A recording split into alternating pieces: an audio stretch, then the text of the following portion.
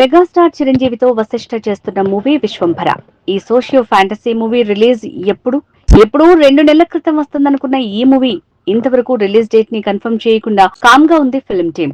మరి release date ని ఎప్పుడైనా కన్ఫర్మ్ చేస్తారా లేక మరో కొన్ని నెలలు వెయిట్ చేయాల్సిందేనా అనే డౌట్ టాలీవుడ్ సర్కిల్లో వైరల్ గా మారుతోంది. ఈ మూవీ ఇంకా కంప్లీట్ కాలేదా అంటే ఈ మూవీని చిరు ఎప్పుడో కంప్లీట్ చేశాడు. కానీ ఎందుకు ఈ మూవీ విషయంలో కొన్ని సీన్స్ రీషూట్ చేస్తే బెటర్ అనుకుంటోందట ఫిల్మ్ టీమ్.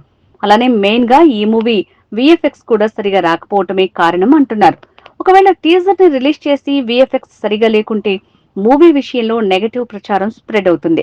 ఆల్రెడీ అంతకుముందు రిలీజ్ చేసిన విశ్వంభర గ్లిమ్స్ విషయంలో ఇదే జరిగింది.